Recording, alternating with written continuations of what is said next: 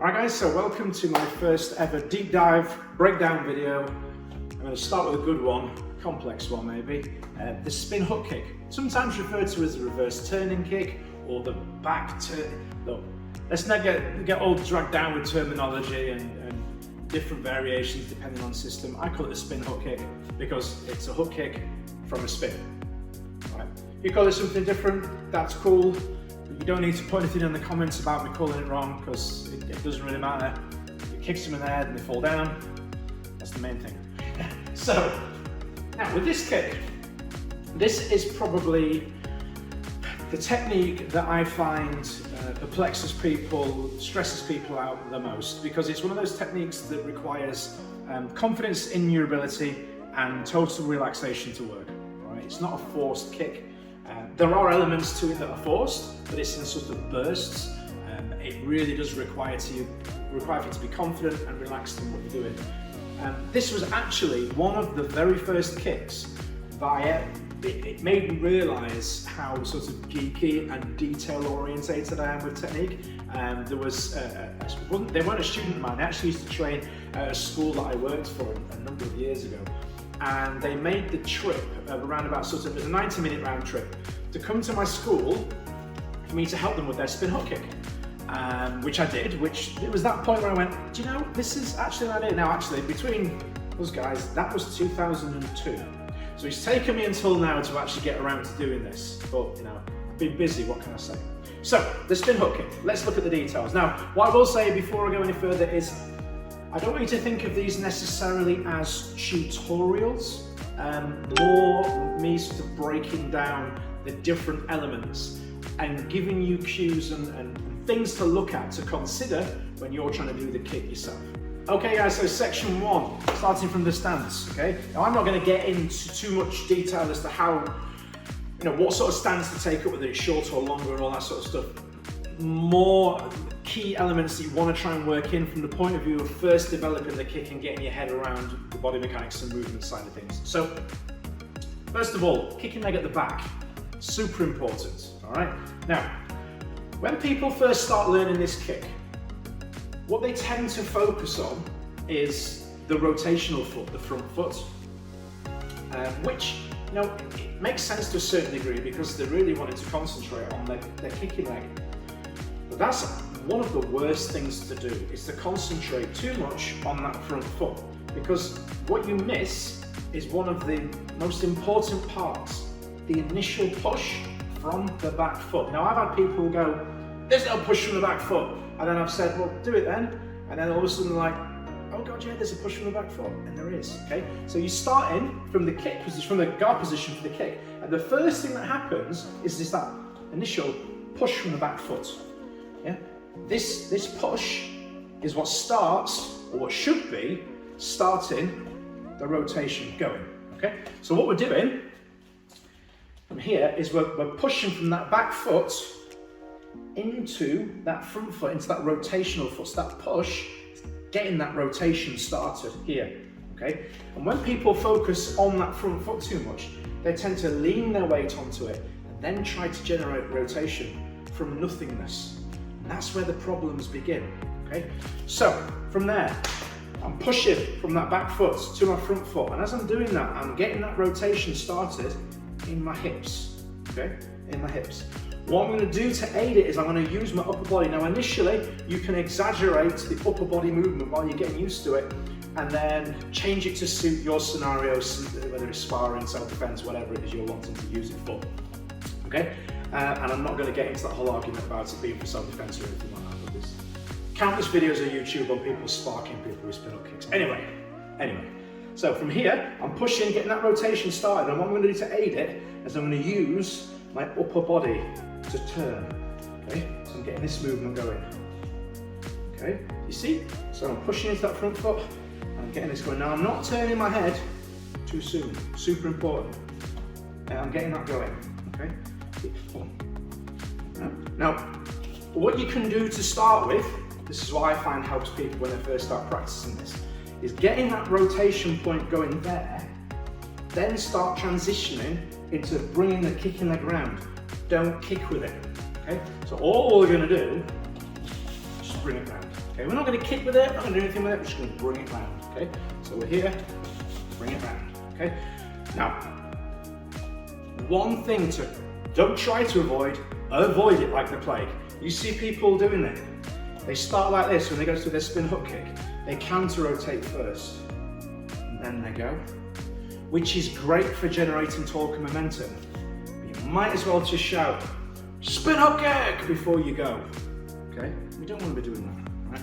So try really hard when you go to go, not to do this beforehand, yeah, not to telegraph it, not to give it that initial opposite rotation to get it going, all right? So from here, I'm going to push from my back foot, get that rotation going, and pull that back leg round, okay?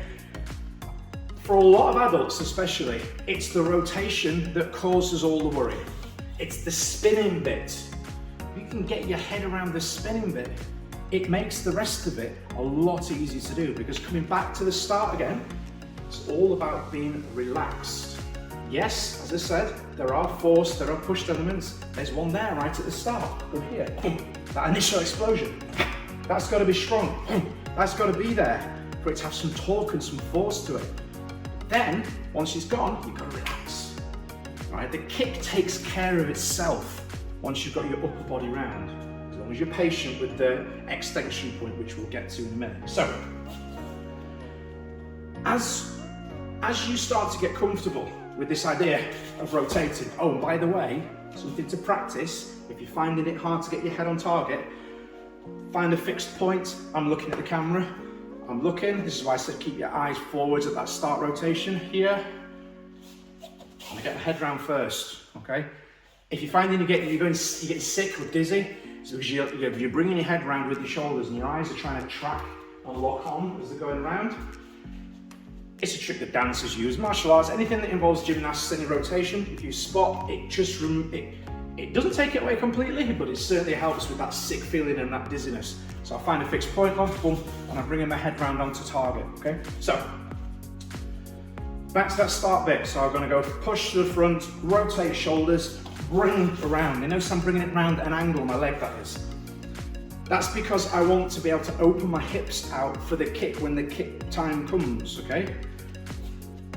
One of the biggest reasons people fail on spin hook kicks, other than not having confidence in it, is opening their kicking leg too early, okay? So what I need you to do is to focus on a kicking window in front of you. Now I tend to set mine sort of project out from my shoulder width out. I open out at this point, I kick to this point, and then I rechamber, if I'm doing that variation. Regardless of which one I'm doing, I open out at this point, and I kick. Sometimes I'll leave it open a little bit longer and drag it through, whatever. But the thing is, do not let your kick out too soon. So what I mean is, you see people, this might be you, okay? They go to kick, they let their leg out here. Okay, way too early. What you gotta remember is, you're rotating fast. The second you stick your foot out, everything's trying to go in that direction, then that direction, then that direction. You've suddenly made that circle much bigger. That's energy that you've got to control whilst you're rotating on one foot. If you can keep everything in super tight as you're rotating and only let that kick out at that last minute, let that burst of energy out there. That's what I mean, that the rotation of the kick takes care of itself as long as you are patient, okay? So when I'm here, when I'm spinning around, I'm only letting it out when it needs to go out. The person's head is here, or here, or here, or here. It's not there, well, it is, if you change your start point, but it's not from there to there. So I don't need to have my kick going out. It's total waste, okay? I need to narrow it down right to where it's needed, okay? From the point of view, all right, for argument's sake, if you're doing variations on the kick, yeah, do that. But if you're not confident with it yet, don't be doing that, okay? That's just gonna make it worse. Really narrow that kicking window down so that you're only letting your leg out when you need it. A way that I teach this to the kids is I say to them, don't kick until you can see your target, okay? That means that their shoulders are round, all right? Unless they've got a neck like an owl, all right? If they're getting to here, and then they're turning, and their head are not going further, and they're starting their kick here, they're not on target yet, so they're dragging their foot round and stuck out. If they've got round to here and they can see, okay, this is where you can start to let the kick out, okay? So it's a simple thing. If you can't see what you're kicking, don't let your leg go out, okay?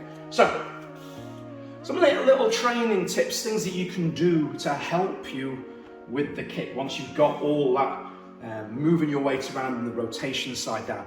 Aside from just simply practicing drilling the rotation with the kick or without the kick, if you want to just focus completely on making sure that your landing or your reset position is correct, what you can do is, I am going to, obviously, prepped as always, just obviously total professional.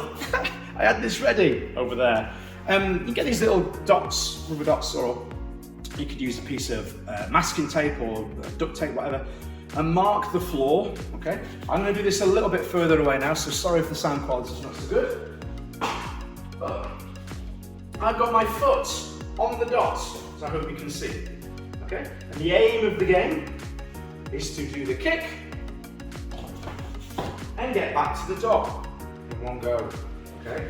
Which, to be fair, isn't that difficult to do.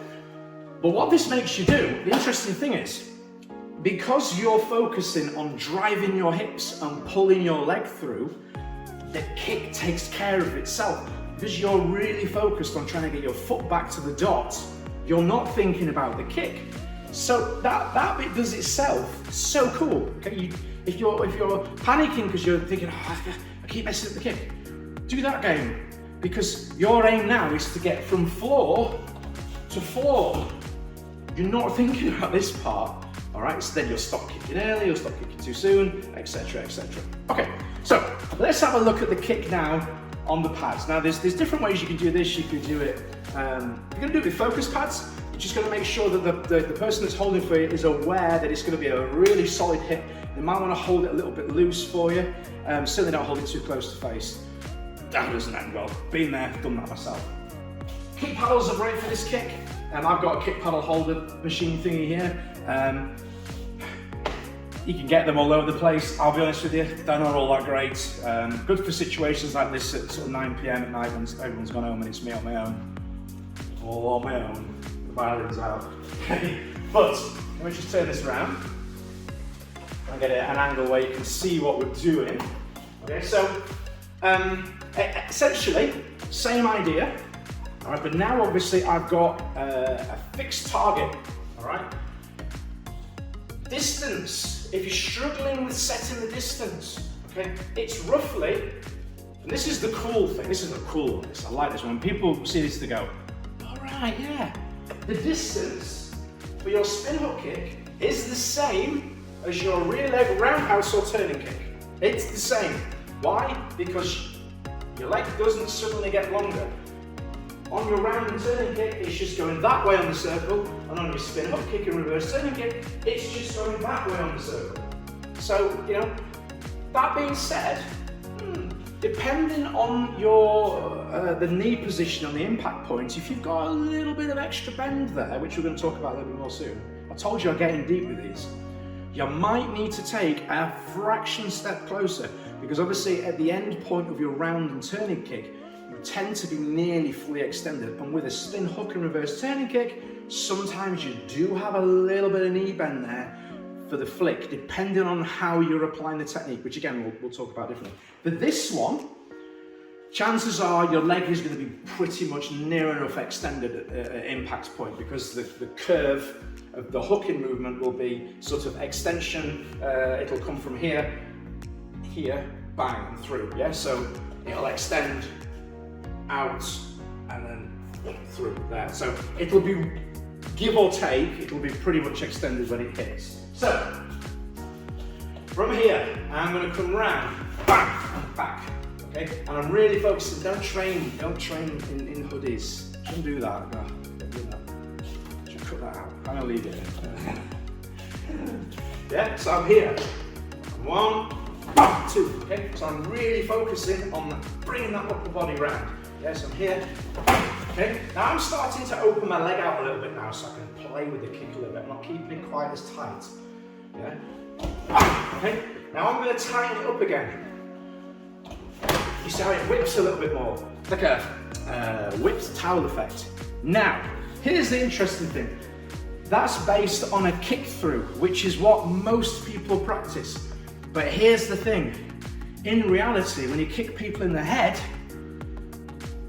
doesn't always move. So there's another way to practice this, which I'm about to show you now. All right, so for this one, I'm using a standard Wave Master. You could do this on a heavy bag. You could do this on a kick shield if someone's willing to hold it up high enough for you. The reason for this is, the reality of doing a spin hook kick is it's not always as flowery and as pretty as the version where you start and end in the same position. Why? Because people's heads are attached to their body, all right? And whereas there's countless examples of people clipping chins and kicking through, and it's all nice and it works and they're sparked out and it's on a highlight reel, there's just as many examples where the person spins, they're a little bit closer, the foot connects, okay, and then it stops, all right? And then you've got to be able to recover after that position, okay? It's really important that you understand once. Now, I say this, be careful with this one, because you're putting a tremendous amount of rotation and torque into a pad that you're suddenly recovering and bringing back. Okay, so you've got to be super careful on hamstrings, on ligaments and everything when you're training this one. You guys know that. And make sure you are super warm before you attempt anything like this one, okay? So, the idea with this drill, this is in the way, okay? I dare say if I tried that on, I probably could kick it down, but let's not get into that. This is, no, jokes aside, this is heavy. This is full of water. I don't want any of those internet experts out there going, it's not going to water in it. Can't be doing people like that. You can clear off, get off my channel. I'm not interested in people like you. This has got water in it. You can hear it. There you go. Okay. It's got a lot of water in it. So it's heavy. We want it heavy. We want it to simulate the weight of a person. So what I'm going to do now, if just very quickly, looking at the original version, from here, I went round, pop, and hit in there, yeah? If I take it a fraction closer, I can sort of start flicking the pad. That's not really going to do a whole lot of damage though, is it? So I'm going to take it to here. Now I'm actually going to lift it up a click, if you can find. These are new ones, I'm not sure where the area is there, okay? And what I'm going to aim to do on this now is bring it to the pad, bang, hit, okay? Then I'm going to have to deal with that, okay? I'm going to have to deal with that impact and that stop. So it's always worth practicing one, getting a feel for it, okay? So I've got a feel for the weight now, so I know what it's going to do.